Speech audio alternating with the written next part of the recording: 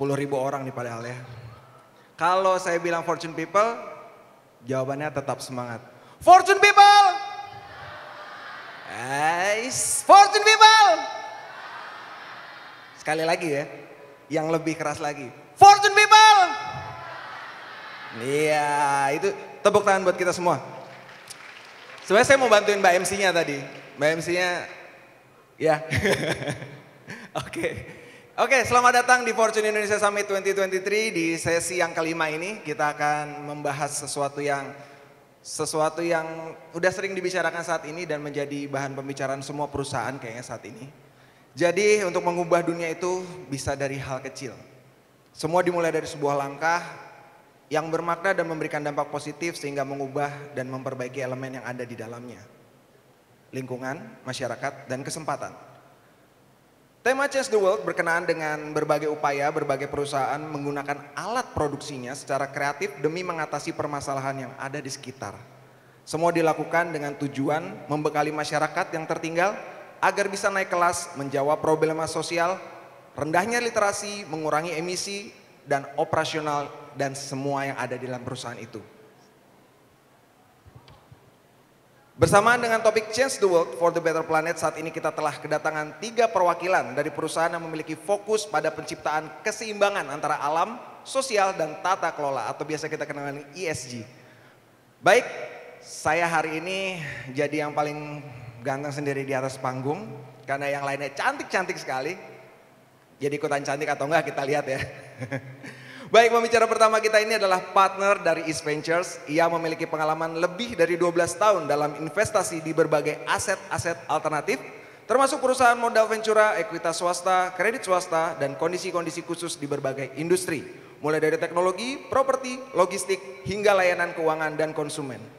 Ia memaksimalkan pengalaman yang luas untuk berinvestasi di perusahaan teknologi dari tahap awal hingga lanjutan, sekaligus mendorong keberlangsungan dan integrasi praktik-praktik ESG di investasi-investasi East Ventures. Langsung aja kita sambut Avina Sugiarto, partner East Ventures.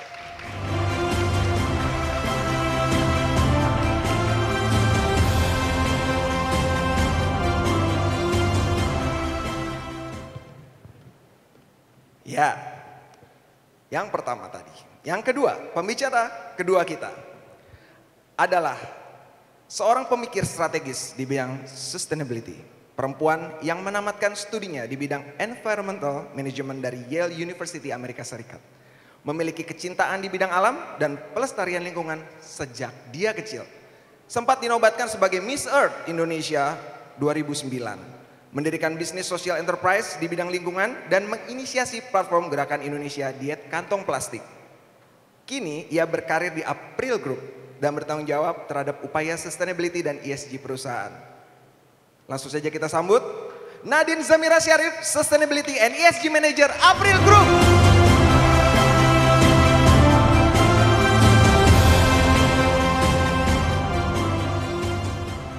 Oke, pembicara kita yang ketiga ini adalah pembicara juga yang cantik juga. Pembicara yang saat ini bekerja di salah satu perusahaan teknologi terkemuka di Indonesia, Goto. Membuatnya menduduki sebuah posisi yang penuh tanggung jawab besar. Tak hanya bagi perusahaan tapi juga bagi sesama dan lingkungan. Ia pernah berada di World Economic Forum di mana dia memimpin pertumbuhan dan kemitraan untuk Uplink, platform digital forum untuk mempercepat solusi inovatif untuk SDG PBB, serta mengawasi komunitas bisnis forum di Indonesia, Malaysia, dan Filipina. Langsung saja kita sambut Tana Sullivan, Head of Sustainability Goto. Kita beri sambutan yang meriah. Hai. Gimana, bener kan? Saya jadi ganteng sendiri di sini karena semuanya cantik-cantik. Selamat datang, selamat siang, mbak-mbak semua. Saya panggil mbak ya. Oke, jadi biar saya kelihatan lebih muda aja. Baik, mungkin kita saat ini terima kasih juga pertama karena sudah hadir di Fortune Indonesia Summit 2023 dan ikut ngobrol-ngobrol di sini bersama teman-teman Fortune People, teman-teman ada di sini dan kita akan semakin mengerti lagi tentang apa itu ESG, apa itu sustainability gitu ya dari setiap lini perusahaan yang mbak-mbak ini jalani. Baik, untuk pertanyaan pertama mungkin saya ke Mbak Avina dulu nih. Mbak, sebagai perusahaan modal Ventura ya, bagaimana cara pandang East Ventures nih terhadap ESG? Kemudian bagaimana sih East Venture mengaplikasikannya? Makasih ini untuk teman-teman semua yang ada di sini, ini ramai banget, congratulations buat IDN Media, tepuk tangannya dong ya. Yeay. Dan Fortune Indonesia, Terima kasih. Jadi kalau ngomongin ESG, di East Ventures itu kita pikir ESG dan impact itu udah ada di DNA kita. Dari pada saat East Ventures terbentuk di tahun 2009. Dari investasi kita pertama kebetulan Tokopedia, jadi seneng banget ada tanah di sini dari Goto Group. Kita udah melihat bagaimana teknologi bisa memberikan dampak dan dampak yang positif untuk masyarakat dan perkembangan ekonomi yang ada di Indonesia.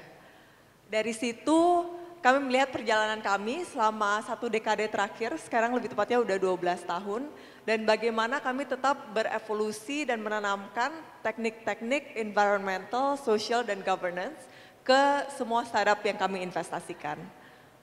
Di situ kita lihat ada 2 sisi koin yang berbeda. Jadi di satu hal adalah bagaimana kita melakukan risk management. Make sure untuk bisnis-bisnis yang berjalan itu meminimize adanya negative environmental impact and social risk management. Jadi mungkin contohnya seperti making sure dari sisi peraturan-peraturan ketenaga kerjaan, occupational health and safety, dan berbagai macam lainnya. Di sisi yang satunya lagi, bagaimana sebagai bisnis kita bisa memberikan dampak yang positif. Di situ kita banyak mengalign our businesses kepada United Nations Sustainable Development Goals.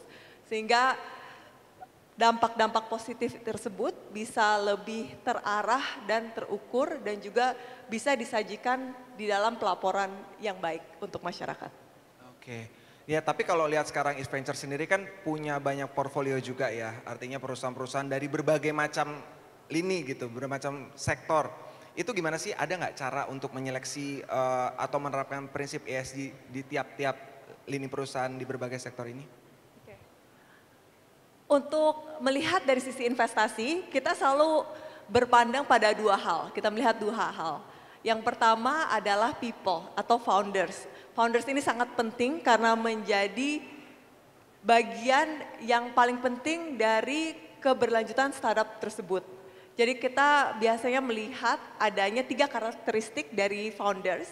Yang pertama adalah integritas yang tinggi. Jadi apakah founder tersebut akan melakukan hal yang benar pada saat orang-orang tidak melihat. Kalau melakukan yang benar pada saat semua orang melihat udah biasa ya. Iya, udah biasa. Tapi pada saat orang tidak melihat, apakah mereka melakukan hal tersebut. Yang kedua dari sisi self-awareness.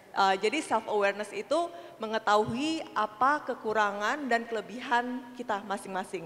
Dan dari situ dengan mengetahui kekurangan dan kelebihan kita, bisa mencari co-founders atau tim yang bisa melengkapi kekurangan dan kelebihan kita tersebut. Yang ketiga, kita melihat trait yang namanya paradoxical yang penting. Jadi apakah founders tersebut bisa melihat hal-hal yang detail tapi juga memperhatikan big picture. Mungkin contohnya lagi bisa melihat konsistensi tapi juga bisa kreatif at the same time. Nah, 3 karakteristik itu yang kita lihat dari sisi founders atau people. Yang kedua, tadi adalah potential market. Jadi pastinya yang kita mau investasikan adalah startup-startup yang memberikan solusi-solusi atas problem yang marketnya besar dari sisi venture capital. Nah, setelah melihat 2 hal tersebut, pastinya kita akan melihat dari lens environmental, social, dan governance. Untuk startup yang di sisi early stage pada waktu masih ideation, governance is the most important aspect dari ESG. Dari 3 itu governance yang lebih dilihat ya. Dan pastinya tergantung pada sektor-sektor yang mana startup tersebut beroperasi, different aspects of environmental dan social mulai come into place as well. Tapi across of our startup portfolio, governance is very, very important. Nah, Fortune People itu kan dari modal venturanya ya. Sekarang kita akan lihat langsung ke perusahaannya nih. Salah satu perusahaan yang menerapkan sustainability ini. Tapi sebelumnya saya pengen tahu dulu dari Mbak Nadine, menurut Mbak, apa sih yang terpikir ketika melihat perkembangan ESG di Indonesia khususnya pada saat ini?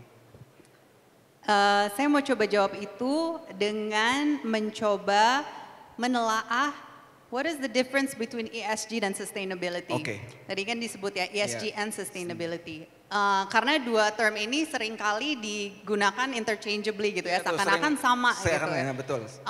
Dan mungkin kita bisa ingat lagi ESG ini kan muncul karena akhirnya gitu ya, the finance sector arrived at the sustainability agenda gitu ya, dan we want to make sure that they continue to commit to the sustainability agenda. Tetapi kan ketika kita bicara sustainability, it's not only about creating shareholder value, dan tentunya itu yang itu tentunya penting, tetapi yang lebih penting lagi adalah bagaimana sustainability, yang namanya sustainability itu benar-benar diintegrasikan di dalam perusahaan, di dalam operasionalnya, di dalam kesehariannya, dan kemudian itu bisa berdampak dan diskalakan bahkan beyond the company itself. So creating shareholder value is important, but before creating shareholder value, we need to create value for the communities, for nature, for climate. Dan itu sebenarnya yang dicoba diaplikasikan di April. Kita punya business philosophy yang namanya 5Cs. So it has to be good for the community, climate, customer, and before it becomes good for the company. So I think ketika kita berbicara ESG, kita juga harus terus mendorong yang namanya sustainability, karena that's where the work happens in the day-to-day. Kemudian kalau inisiatif konkretnya sendiri yang dilakukan oleh April untuk mewujudkan ESG itu sendiri seperti apa? Ya, so balik lagi kepada sustainability efforts-nya April. Mungkin perlu perkenalan dulu ya, April ini secara singkat. Jadi kami adalah perusahaan serat kayu, kemudian kertas, pulp and paper. Jadi produk-produk kita ada di keseharian kalian, ada di dalam buku, packaging, majalah, etc. Dan kita mengelola 1 juta hektar konsesi dari pemerintah, itu ada di Riau lokasinya. And we're an integrated, vertically integrated company, and within that operations, baik dari sisi manajemen plantation kami, yang fokus pada sustainable forest management maupun dalam pembuatan atau manufacturing product, juga didasarkan pada prinsip-prinsip sustainability. So on circularity, making sure resources are used efficiently, sampai kepada produk yang dihasilkan pun tersertifikasi and high quality. Jadi selama beberapa, mungkin bisa dibilang 1 dekade belakangan ini fokusnya lebih ke bagaimana mengintegrasi sustainability di dalam keseharian operasional perusahaan. Salah satu contohnya, kita punya komitmen namanya 1-to-1. Jadi setiap 1 hektar plantation harus diimbangi dengan 1 hektar konservasi. Kemudian itu didukung juga dengan $1 per ton. Jadi setiap ton dari kayu yang masuk ke dalam mill kami, ada $1 yang kemudian kita juga kontribusikan, atau sebenarnya kayak pajak yang kita kasih pada diri kita sendiri untuk konservasi gitu. Itu beberapa contohnya, dan akhirnya sampai tahun 2020 akhirnya kita coba perkuat effort yang sudah terjadi dalam keseharian operasional kami dengan agenda April 2030. So that's even a more strengthened, robust, expanded commitments of the company on 4 issues. So it's on climate, nature, people, and also on circularity. And we see these 4 issues as interrelated. And these are the issues atau topik-topik ini adalah topik-topik di mana April merasa di mana kita punya impact, tapi di mana juga ada opportunity buat kita untuk bermain play a leading role in business and sustainability moving forward. Oke, ini menarik karena lini bisnis yang dijalani oleh April Group ini kan sering mendapatkan banyak ibaratnya kayak kritik ya. Tapi bagaimana menjelaskan itu kepada publik tentang sustainability, kemudian ESG yang dilakukan itu jadi hal yang menarik di perihal ini gitu. Tapi sebelum dijawab nanti kita beralih dulu ke perusahaan yang satu ini. Baik, Mbak Tana, bagaimana cara Gotoh mengubah dunia? Mengubah dunia. Kaitannya dengan sustainability pastinya dalam tiap langkahnya ke depan. Karena ini kan Gotoh kita kenal perusahaan yang bukan kemarin, artinya udah dibangun dengan berbagai macam, baik itu Gojeknya maupun Tokopedia-nya sudah lama gitu kita kenal. Gimana? Oke, gimana ya jawabnya? Oke, sebentar. Saya harus minta maaf dulu karena mungkin ngomong jawabannya agak pelan karena otaknya harus mikir 2 kali. Oh nggak apa-apa, kita take your time. Bahasa Inggris. Karena bahasa Indonesia agak berantakan. Walaupun namanya tanah. Jadi, so sebenarnya buat GoTo Group, sustainability itu benar-benar seperti Afina dan Nadine sudah jelaskan, itu benar-benar diintegrasi di dalam bisnis modelnya kami sebagai perusahaan. Dan kenapa itu penting sekali buat kami? Karena memang dari awalnya Tokopedia dan juga Gojek itu social impact udah di dalam bisnis modelnya mereka. We provide access to the digital economy. Jadi by our very nature itu kami sudah inklusif, providing access ke digital economy untuk berjuta-jutaan mitra usaha, mitra pengemudi, dan konsumen. Nah, karena itu pas saya masuk pertama kali tahun 2020 ke Gojek, itu buat bikin saja strategi yang biar kami bisa approach sustainability itu dengan system view dan ecosystem view. Artinya kami bukan saja hitung value yang kami bisa create untuk shareholders, tapi juga semua stakeholders di dalam ekosistemnya GoTo. Kenapa? Karena kami sudah baru mikirin kayak kenapa dampak lingkungan dan dampak sosialnya GoTo itu harus dihitung, harus kami transparan tentang progres dan dampaknya kami sebagai perusahaan di dalam ekosistemnya ini, dan juga komitmennya kami, target kami untuk untuk masa depannya. Nah, dari sana kami meluncurkan 3 zeros by 2030 komitmennya, zero emissions, zero waste, dan zero barriers. Setiap 3-0 itu ada peta jalannya untuk tahun 2030. Itu kami baru saja disclose di websitenya kami. Itu di dalam spirit of transparency kan, biar semua stakeholders, semua publik sudah bisa lihat targetnya kami dan progresnya kami setiap tahun. Dibanding laporan keberlanjutan kami yang kayak static document kan. Kalau online, kalau di website kita update setiap bulan. Biar semua publik dan stakeholdersnya kami bisa ngelihat progresnya kami dan performance-nya kami seperti apa. Sustainability itu di GoTo bukan saja cost center. Sebenarnya sebagai team atau function di dalam GoTo, kami kan udah diintegrasi di setiap hal-hal operational untuk semua bisnis lainnya GoTo, termasuk Gojek, Tokopedia, dan GoTo Financial. Kami tidak cost center. Artinya setiap inisiatif sustainability itu di dalam GoTo Group either replace atau reduce operational expense untuk perusahaannya. Itu penting sekali. Jadi kita nggak keluarin budget untuk bikin inisiatif sustainability, tetapi kami benar-benar itu transisi operational untuk bisnisnya kami. So we're by very nature of transforming our business, ada dampaknya di seluruh ekosistemnya kami, dan juga we are hopefully transforming also our ecosystem and how they operate. Berarti semua itu udah terkandung di DNA-nya GoTo sendiri ya? Betul. Mantap. Oke. Nah, sekarang kalau melihat dari kedua perusahaan ini bagaimana mereka menerapkan sustainability dan ESG, Mbak Vina sebagai bagian dari pemodal ibaratnya venture capitalnya gitu ya. Bagaimana sih cara mengawasi atau memastikan perusahaan-perusahaan yang menjadi portfolio dari East Venture itu menjalankan program-program ESG dan sustainability-nya? Memang banyak inisiatif-inisiatif yang kita laksanakan.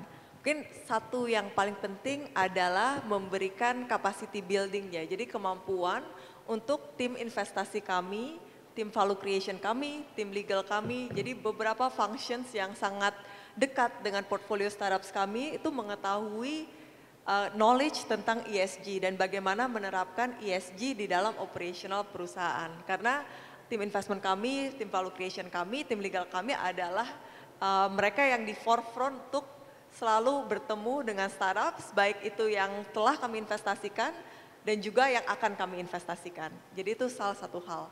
Hal yang kedua, kami melakukan measurement, juga seperti yang tadi Tanah sampaikan.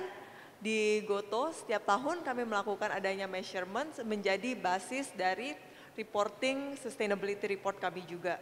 Jadi itu saya lihat sangat penting untuk bisa memberikan pengukuran di mana dampak bukan hanya venture capital kami, tetapi juga portfolio-portfolio kami memberikan akses dan juga data-data yang lebih kepada portfolio kami juga bagaimana caranya mengukur keberlanjutan bisnis-bisnis tersebut. Dan juga memberikan akses raport itu kepada publik sehingga setiap tahun kita bisa melihat bagaimana perkembangan-perkembangan bukan hanya dari venture capital kami tetapi juga dari portfolio kami. Tapi ada nggak sih perusahaan-perusahaan yang udah dikasih tahu, udah diomongin kayak gini tetap malas gitu, tetap nggak mau untuk nerapin itu, ada nggak sih? Pastinya ada ya Mas. Aku harus catat nih note sebagai investor. Pastinya ada, tapi mungkin kita fokus ke company-company dan founders-founders yang memang banyak menyampaikan aspirasi-aspirasi mereka untuk menjadi lebih stable dari sisi ESG tersebut. Nah, itu kan masih banyak banget. Kita sangat-sangat hoki ya. Saya lihat banyak sekali founders kami itu yang memang mindful dan ingin mengembrace ESG dan praktek-praktek keberlanjutan. Contohnya mungkin tadi barusan ngobrol dengan IDN Media yang sudah ada ESG team di dalam company-nya juga. Ya udah, kita tepuk tangan dulu buat East Ventures dan IDN Media. Jadi memang ya kan nggak semuanya punya punya concern ke sana gitu. Tapi kita berharap sih ke depan kayak udah mulai banyak nih perusahaan-perusahaan yang mulai sadar gitu ya, mulai tahu pentingnya ESG ini untuk diterapkan keberlanjutan nggak cuma buat perusahaannya tapi buat kehidupan juga. Kalau dari April Group sendiri nih, Mbak Nadine lanjutin yang tadi nih. Sering ada pertanyaan kan bentrok. Susah ya? Nah, bentrok-bentrok nih. Disuruh mikir dulu ya. Tapi itu kan menarik ya. Artinya April Group dengan lini bisnis yang seperti ini kemudian ketemu dengan ESG yang sebenarnya kontra gitu. Tapi bagaimana tetap ini bisa berjalan seiring? Sebenarnya nggak kontra gitu. Oke. Langsung kehumasannya keluar. Langsung dibahas. So no, I think it is a really important question karena April Group seperti banyak perusahaan lain mengelola memproduksi dan mengelola komoditas yang dijual secara global. So these are globally traded commodities yang dikonsumsi juga secara masif. We can say that mungkin sulit gitu ya. Gimana kemudian sustainability bisa diterapkan di dalam industri-industri besar seperti ini? Di satu sisi perekonomian, there are new economies that are growing. Indonesia sendiri juga memiliki target pertumbuhan. We are all still consumers consuming these products on a daily basis gitu kan. Kayu salah satunya, kelapa sawit is another thing, coffee, cocoa, all of these are big commodities that we consume every day. Jadi memang the challenge of sustainability includes getting these big industries seperti April Group to be sustainable.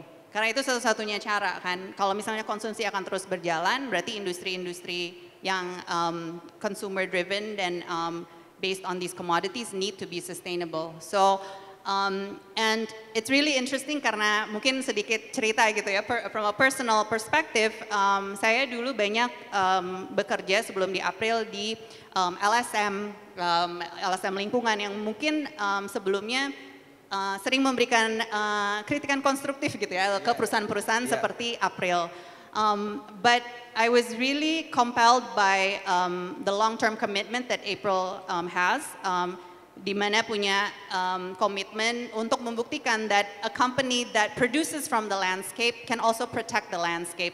And how do we do that? That's the change, the transformation that I want to be a part of gitu as an individual. But what I see as well, yang membedakan perusahaan yang komit dan yang tidak, it's tadi Mbak Afina sempat bilang governance. How is the organization managed internally? Karena tentunya sebelum kita mau berdampak keluar, contributing to external transformation, we have to transform internally first. And that's what I'm seeing now in April. Dan itu menjadi bukti juga buat saya that this is not just a short-term commitment, but also a long-term view of the business. Tantangannya itu gimana Mbak Nadine? Karena kan di dalam perusahaan sendiri pasti ada lah tarik-tarikan antar divisi, kemudian ada harus menjelaskan ke divisi ini, yang divisi ini maunya begini. Tantangan yang dihadapi untuk menghadapi situasi seperti itu, apa yang dilakukan oleh April sendiri? That's also a very good question. Kembali lagi bahwa memang tantangan untuk transformasi itu kebanyakan untuk perusahaan-perusahaan besar seperti kami adalah internal. It's an internal change management. That's the big challenge ya. Dan memang opportunity yang saya lihat yang terjadi dari tim sustainability adalah ternyata sustainability issues seperti climate, biodiversity, people is actually a very inclusive agenda. Jadi yang terjadi justru bisa membawa banyak orang dari berbagai departemen dan dari berbagai unit lain bersama di satu meja dan membicarakan topik yang that we all share, where impacts that we all feel. So I actually see sustainability as a uniting function in the company, and that is what's happening gitu. Ya, jadi pada akhirnya nggak cuma kolaborasi dengan pihak luar aja, tapi di dalam juga harus saling berkolaborasi ya Mbak ya gitu ya. Justru penting sekali, betul. Karena berbicara pada sisi governance tadi. Iya, gitu. betul. Ya. Oke, kalau gitu sekarang ngomongin tantangan dan kendala di GoTo.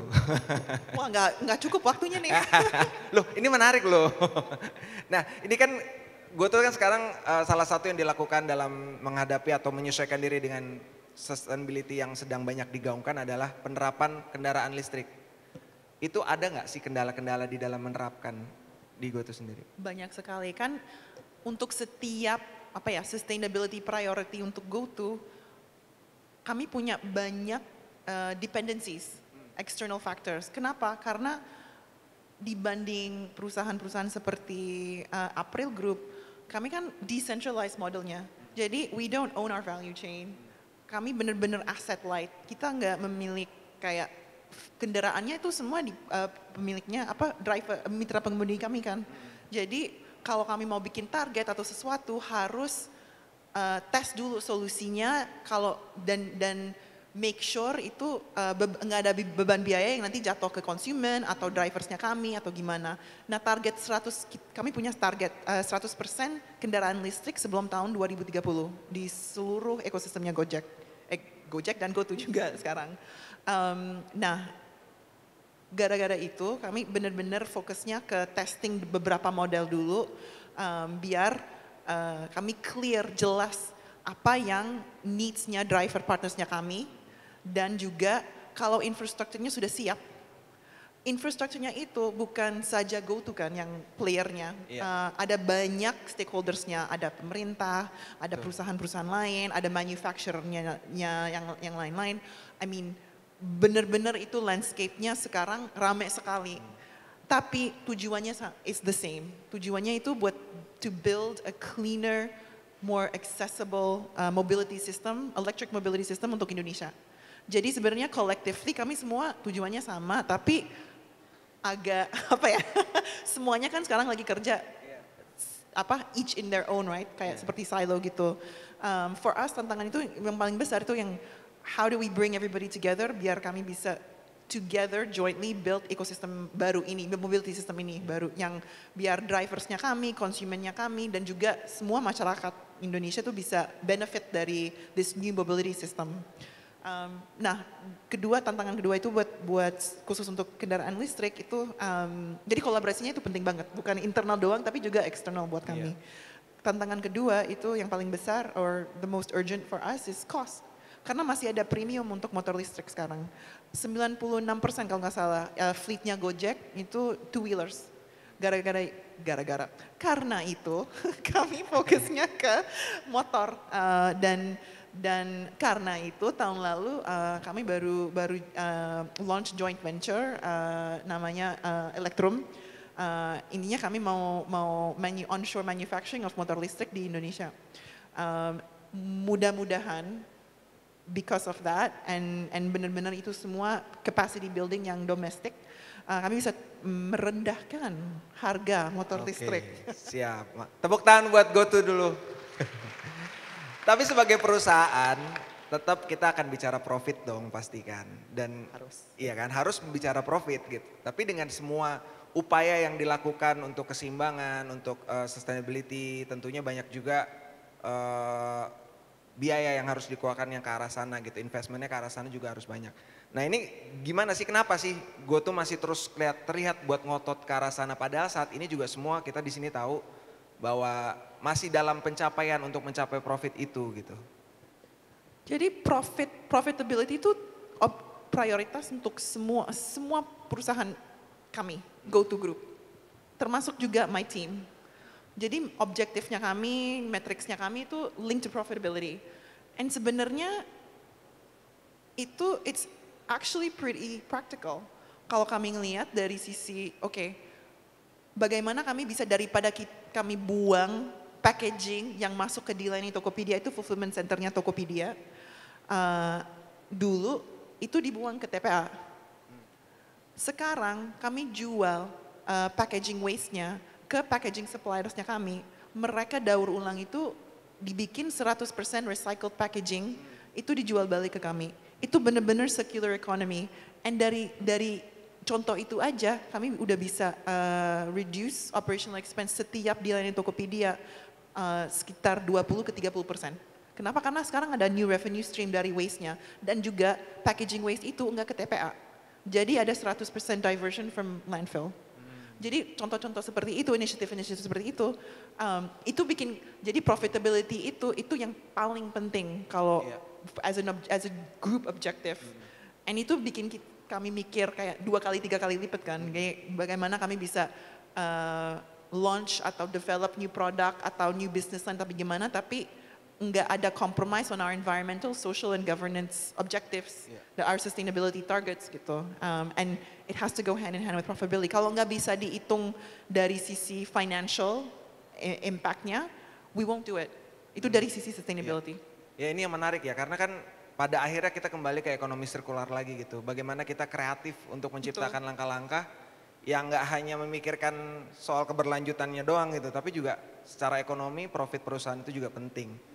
Begitu juga, sekarang saya mau kembali lagi nih, begitu juga dengan Isventure nih. Kan sekarang banyak banget perusahaan-perusahaan yang sudah menerapkan ESG ini. Kemudian juga banyak banget perusahaan-perusahaan juga yang mulai sadar untuk bergerak ke arah sana. Tapi kayak yang kita ketahui, seperti yang kita ketahui bersama kan saat ini pendanaan ke climate tech startup itu masih sangat kurang ya. Nah ini ada nggak nih dari Isventure rencana untuk menambah atau bagaimana, adakah rencana ke arah sana? Pastinya ada. In fact kita udah banyak berinvestasi di climate solution startups. Mungkin yang teman-teman pernah dengar namanya Surya. Jadi Surya itu bergerak di bidang solar PV panel buat gedung-gedung dan industrial estate untuk bisa konversi energi mereka dari yang kebanyakan batu bara di PLN menjadi solar, renewable energy. Jadi itu salah satu investasi kita yang paling besar di sisi climate. Kebetulan tahun ini karena kita merasa ini sangat penting untuk mencari lebih banyak lagi solusi di sisi climate solution di Indonesia, kita baru saja launch Climate Impact Innovations Challenge dengan partner kami Temasek Foundation. Di situ kami mencari solusi-solusi di bidang mobility, terutama electric mobility, renewable energy dan energy efficiency solution dari sisi ocean, karena laut itu adalah salah satu carbon sink yang paling besar di dunia ini. Dan juga Indonesia memiliki 76% dari wilayah Indonesia adalah laut atau air. Lalu dari sisi carbon solutions juga kami mencari solusi di bidang itu untuk bisa diinvestasikan, dan juga food and agriculture. Jadi kita lihat food security itu juga sangat memberikan dampak kepada climate dari sisi methane emission, dan bagaimana membuat industri food dan agriculture itu menjadi lebih sustainable dengan mengurangi emisi methane dan greenhouse gas tersebut. Mungkin bisa dicari di www.climateimpactinnovations.com. www.climateimpactinnovation.com.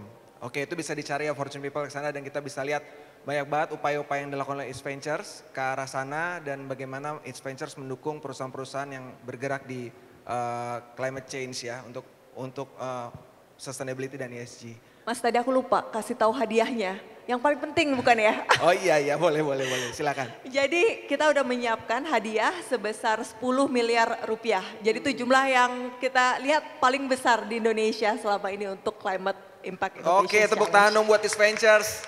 Itu salah satu kayak pendorong ya berarti untuk memicu para kita semua untuk lebih sadar akan pentingnya climate change ini. Dan pastinya selain dari monetary hadiah tersebut, adanya mentorship dari Temasek, East Ventures dan ekosistem startups kami, dan juga connection untuk business groups dan juga investor-investor ke depannya. Betul. Yang udah pasti dijamin deh semuanya pasti bisa berjalan dengan baik itu ya. Amin, mudah-mudahan. Oke, sekarang ke Mbak Nadine lagi. Mbak Nadine, apa harapan Anda?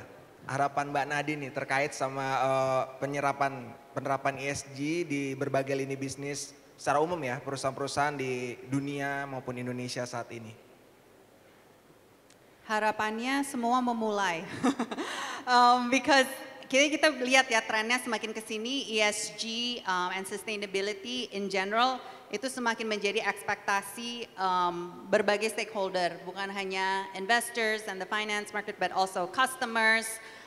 Bahkan kita sebagai generasi muda yang sekarang juga taking over the workforce gitu kan, kita tentunya mau kerja untuk perusahaan yang juga commit gitu kan, dan berdampak positif. And I think some of the worries saat ini itu adalah karena banyak inisiatif baru yang menawarkan atau propose indikator-indikator ESG baru, sehingga perusahaan tuh kadang-kadang aduh mau indikator yang mana nih yang dipakai gitu kan, ikut guidance yang mana. I think so there is uncertainty, but that is even more reason for us to start where we can gitu ya. Jadi seperti tadi yang dikasih contoh oleh Tanah dan GoTo, mulai dengan things that makes business sense for your own business, dan itu beda-beda kan masing-masing bisnis. Jadi contohnya kalau kita dalam April 2030 kita juga terjemahkan setiap 4 pilar climate, nature, people, and circularity ini dalam target-target dan KPI that makes sense for the business, that also drives business, makes business sense gitu ya, dan yang paling relevan buat perusahaan seperti April. So we all know what to do. We can start gitu kan by understanding the impacts of our business but also the opportunities.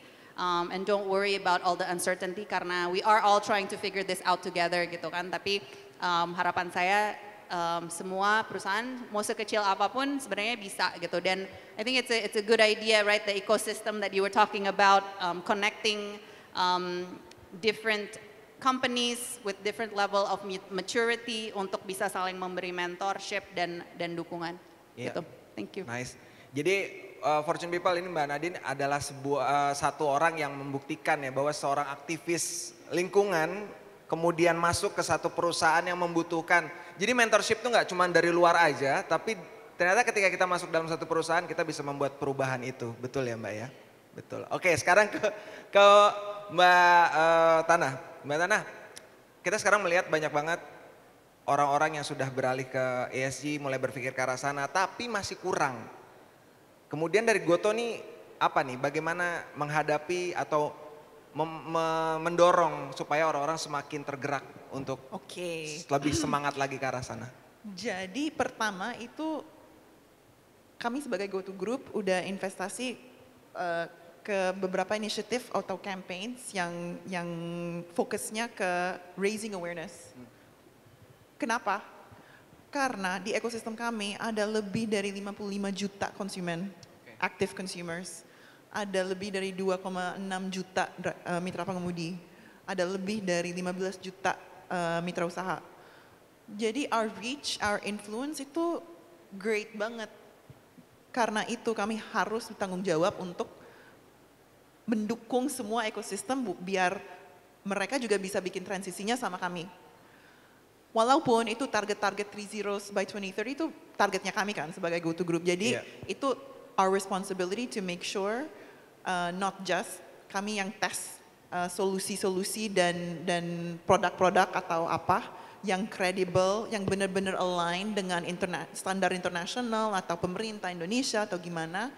Kedua itu we have to provide actionable things ya buat konsumen atau stakeholdersnya kami biar mereka juga bisa take action di dalam aplikasi kami atau di dalam ekosistem kami. So first is raising awareness, two is providing credible action for semua stakeholders di dalam ekosistemnya. We have launched udah dari tahun lalu fitur carbon offset di dalam aplikasinya Gojek. Jadi semua transport dan GoFood order sekarang udah bisa offset emisinya setiap konsumen. Tapi itu kami tidak hitung ya di dalam jejak emisinya GoTo karena itu bukan sebenarnya we don't want to deflect responsibility-nya ke konsumen-konsumen. Actually kami yang bertanggung jawab untuk itu semua. Jadi kita hitung jejak emisinya untuk semua ekosistem, tapi fiturnya itu buat biar konsumen raising awareness, mereka lebih pemaham lah, mengerti semua isu-isu tentang emissions, climate action dengan campaign-campaignnya GoTo, dan juga actually rather than just raising awareness, mereka juga bisa take action di dalam aplikasinya. Jadi selain itu juga sebagai bukti bahwa GoTo memberikan aksi, bukan sekedar janji gitu ya? Betul. Oke, sekarang kita masuk ke Q&A. Q&A ini dari Fortune People yang mau bertanya silahkan bisa mungkin angkatan di sana ada 2 mic ya. Oke, mungkin Mbak yang di belakang berdiri ya itu. Silakan Mbak ke mic, kemudian sampaikan pertanyaan dan nama, kemudian sampaikan pertanyaan ke siapa dari mbak-mbak yang ada di depan ini. Selamat sore. Selamat sore. Ya, izin bertanya kepada seluruh narasumber yang ada di depan ya. Pastinya baik Ibu Tanah, Afina dan juga Ibu Nadine tentunya sudah mendengar mengenai kolapsnya SVB, Silicon Valley Bank. Jadi pertanyaan saya ini adalah yang pertama, apa sih predictable impact untuk ESG dan company masing-masing? Oke.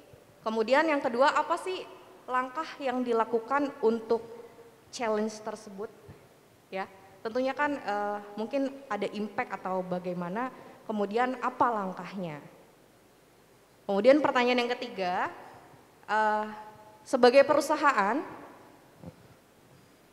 ESG apakah mencakup AMDAL, misalnya sertifikasi eco-label?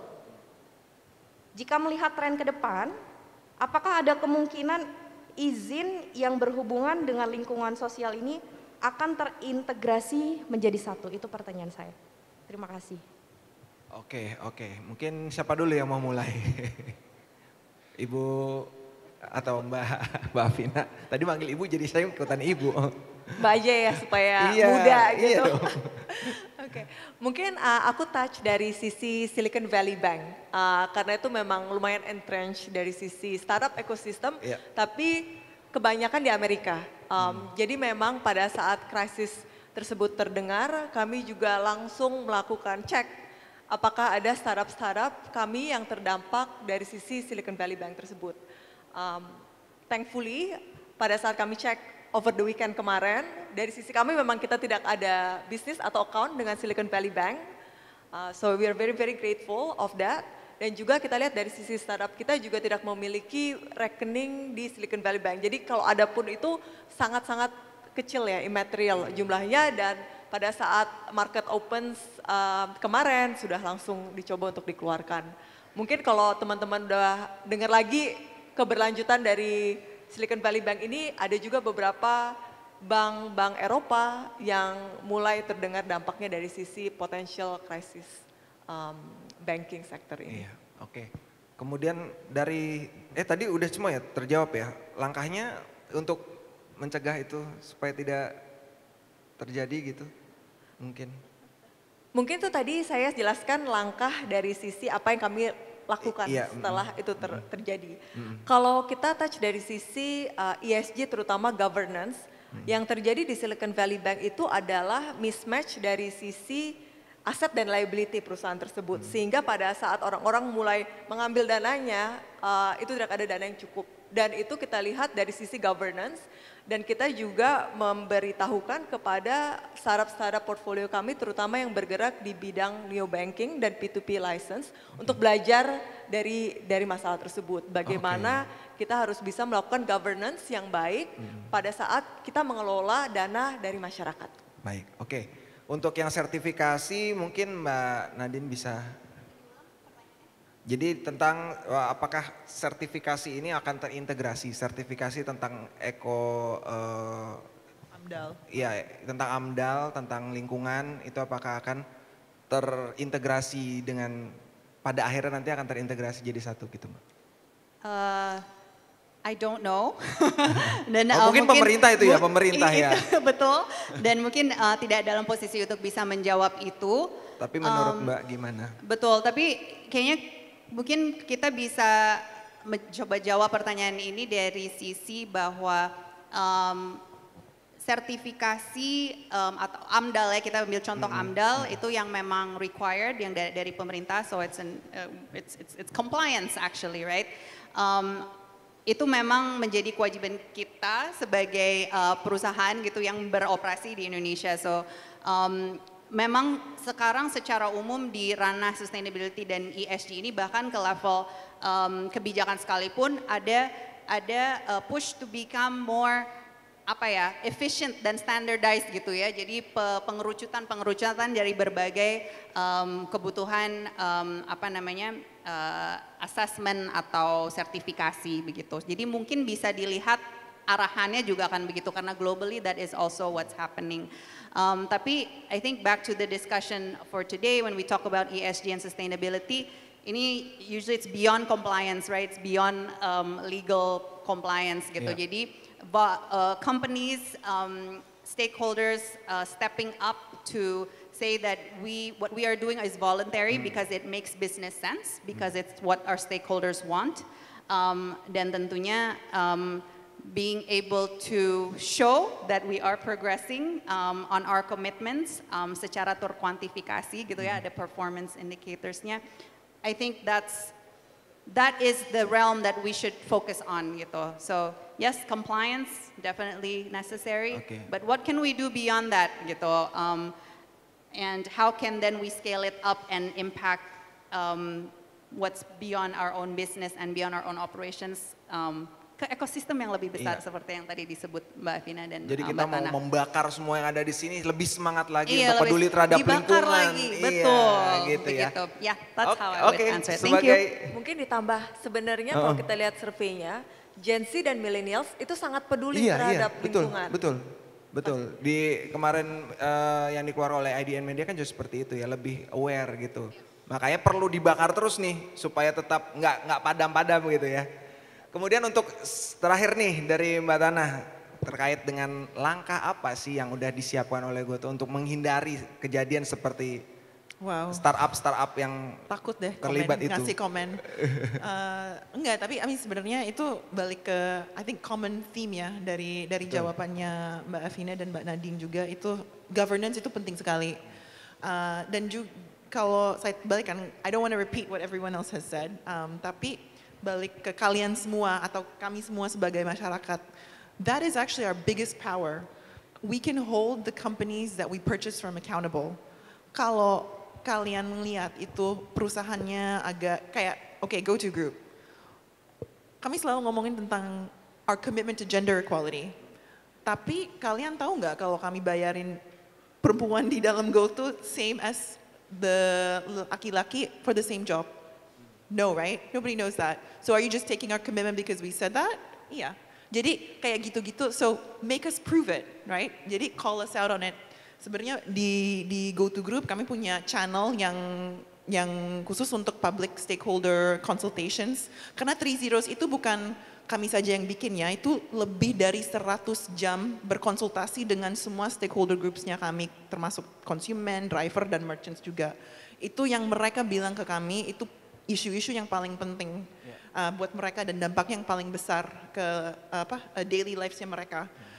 Karena itu, that's why we have the 3 Zeros. So for us itu setiap komitmennya kami juga harus ada credibility dan itu terbalik ke sertifikasi, isu pertanyaan tentang sertifikasi juga kan. Where we can, kami selalu mencapai sertifikasi yang paling relevan. Dan compliance-nya dengan setiap peraturan yang relevan untuk isu-isu lingkungan atau sosial pastilah udah compliant. Tapi the next step for us is the international standards. Dan pasti April Group sudah ikut juga.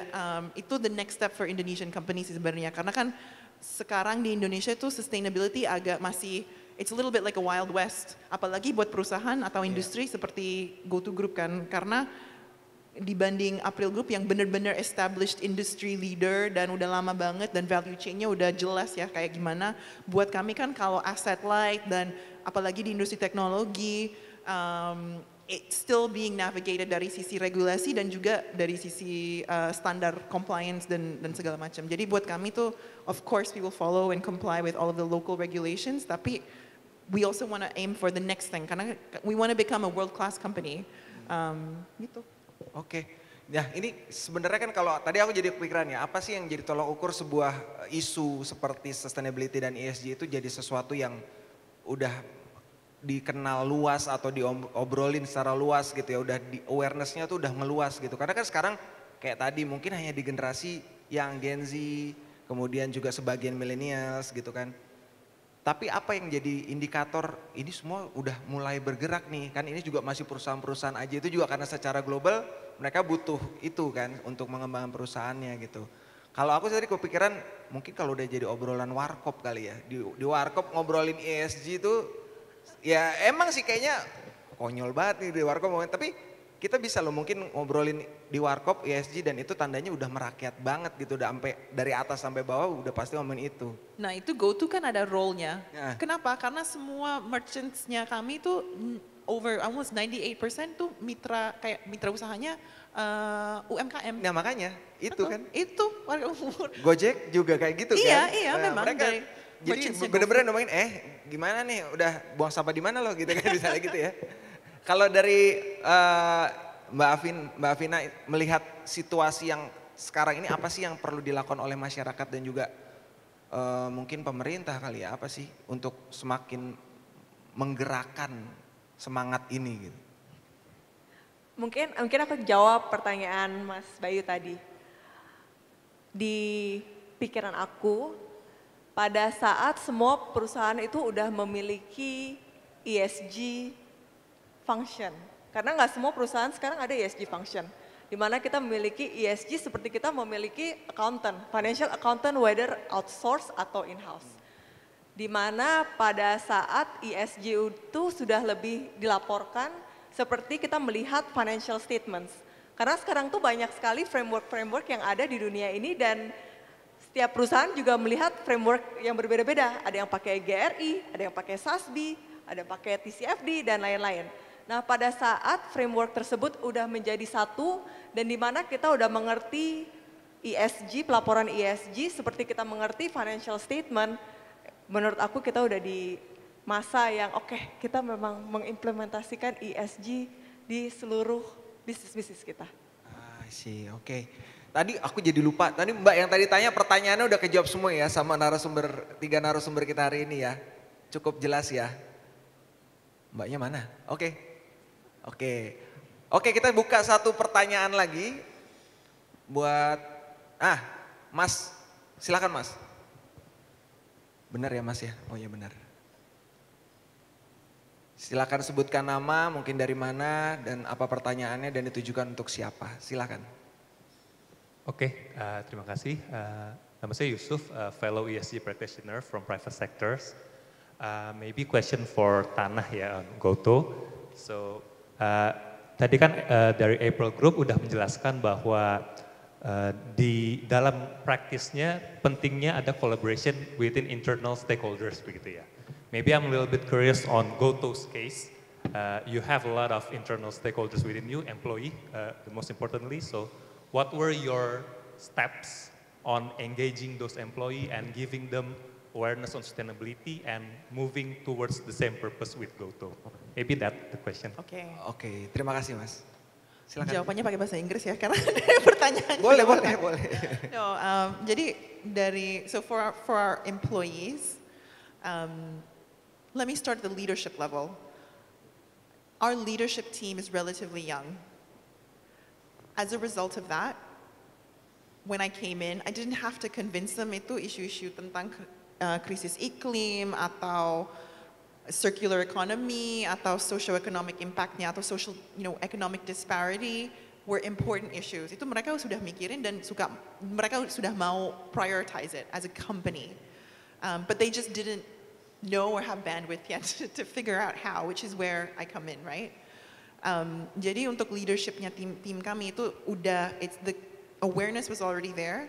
And so for them, it was more about setting a structure and making sure each of the business leaders understood exactly what is relevant for them from an ESG perspective. Let's focus on the environment and social, karena kan mereka itu pegang, jadi kayak the head of GoFood atau the head of transport atau the head of siapa itu, mereka pasti they're all operational. And so for them, what is the environmental and social issues that are the most relevant for their business lines? Dan apa target yang paling relevan untuk mereka juga? We actually have an incentive scheme for our leaders as a result. If they reach their targets, we incentivize them to meet their objectives. Their objectives are all linked to ESG, our sustainability goals. So that's the biggest thing as well. Kedua, for the broader employee base, jadi we have employee resource groups yang khusus untuk sustainability. Jadi di sana kami share semua materi dokumennya kami, frameworknya kami, resources from the outside juga. We engage with the employees to make sure that mereka juga ada not just raising awareness, tapi mereka juga ada actionnya. And in the offices, so we've diverted 95% of our office waste from landfill. And we've repurposed them into products that we're now using as industrial cleaners in our offices atau buat dijual apa gimana so there's all these things that where every day tuh pegawai-pegawai GoTo tuh ada actionnya juga di dalam kalau di dalam kantor from the perspective of how they're commuting to work setiap hari. Jadi kayak gitu-gitu they have at least something to do, but every team in GoTo has something to contribute to our sustainability goals. Setiap 3.0 roadmap itu pasti ada linkage-nya dengan day-to-day work-nya mereka. Our job is to help them understand exactly and practically apa yang paling relevan untuk mereka. If we do our job well as a sustainability team, di berapa tahun lagi kita nggak dibutuh dari GoTo Group. Karena setiap tim masing-masing di dalam GoTo Group udah ada understanding-nya dan juga objectives-nya and incentivization-nya biar mereka bisa jalanin sendiri, and that's the best model to have. Oke, itu berarti role model itu adalah sesuatu yang sangat penting dalam ini ya. Oke, kita udah sampai di akhir acara di sesi kita kali ini. Mungkin untuk menutup acara ini masing-masing pembicara bisa mengucapkan closing statement-nya. Silahkan dimulai dari Mbak Afina dulu. Apa ya? Kalau yang tadi Mas Bayu tanya, kan apa yang kita bisa lakukan ini supaya kita semua bisa ke dunia yang jauh lebih baik untuk anak cucu kita ke depannya. Mungkin kata yang sudah banyak dibicarakan itu kolaborasi. Bagaimana kita berkolaborasi dari sisi investor, solution, startup, bisnis, dan juga pemerintah untuk kita semua bisa memberikan aspek-aspek keberlanjutan ke dunia kita ini. Jadi harapan saya satu itu untuk kolaborasi sekarang dan mendatang untuk membuat dunia yang jadi lebih baik. Oke, kasih tepuk tangan untuk Ibu Afina. Silakan Mbak Nadine. I want to speak to the young people here in the audience. Kalau ada yang masih ragu-ragu untuk berkiprah di area corporate sustainability, ESG, climate, etc., think no more because this is the future. We need more people, knowledgeable, smart, young people with passion to go into governments, companies, financial institutions, and create the change from the inside. Kayaknya salah satu topik yang kemudian kita kembali muncul adalah internal change management, governance, and that means we need you. We need more of you to step up and drive this agenda moving forward. Bakar terus Mbak Nadine. Ya. Tepuk tangan buat Mbak Nadine dan April Group. Silahkan Mbak Jadi Tana. sebenarnya kita semua itu we are all champions of change. Yes. So similar to the thread dari Mbak Afina dan juga Mbak Nadine, we all have a role to play. Karena ini keberlanjutan, it's pre-competitive dan juga it is industry agnostic. We each have to do our part. And even as citizens ourselves itu kita harus demand juga lebih. I would love to see more consumers demanding dari Tokopedia, dari Gojek, biar show us data-datanya, show us buktinya, kamu bener-bener kalian bener-bener kayak committed ke addressing climate change, responding to the waste crisis di Indonesia apa gimana gitu. Demand from the companies itu bener-bener penting sekali, and actually itu like that's where the passion comes from, right? Jadi sebagai champions of change kami semua bisa, there's always something, dan dari aksi kecil, it doesn't have to be a big action, tapi bisa juga dari aksi kecil, mulai aja dulu. Dari tiap orangnya dulu ya, Iya, baru kita ke benar. perusahaan. Oke, tepuk tangan buat Mbak Tana. Dan sampailah kita di akhir acara ini, tapi sebelumnya saya mau ngucapin selamat datang pada Pak Riri dan Ibu Ira sebagai narasumber di sesi berikutnya. Ada 3 hal yang kita bisa rangkum dari sesi kali ini, bagaimana ESG dan sustainability itu menjadi sebuah hal yang sangat penting dalam nggak cuma perusahaan, nggak cuma diri kita juga, tapi kehidupan dan kemanusiaan bersama makhluk hidup lainnya tentunya. Pertama adalah keseimbangan antara profit dan sustainability yang adalah penting sekali untuk dilakukan dan diwujudkan. Kemudian yang kedua, tata kelola di dalam perusahaan dalam menjalankan bisnis adalah sesuatu hal yang sangat penting. Dan yang terakhir, jangan melupakan circular economy karena itu adalah bagian dari sebuah ekosistem bisnis bisa mewujudkan ESG dan sustainability program-programnya. Baik, terima kasih buat semua Fortune People yang ada di sini atas perhatiannya. Semoga apa yang kita bicarakan, apa yang kita obrolin sore hari ini bisa menjadi sebuah insight buat kita semua, buat bisnis-bisnis yang ada, buat kita secara pribadi juga. Yang terpenting bisa menciptakan kehidupan yang lebih baik lagi. Saya Bayu Saitito, terima kasih atas perhatian Anda. Kita beri tepuk tangan yang meriah untuk para narasumber kita. Terima kasih, saya kembalikan kepada Mbak MC.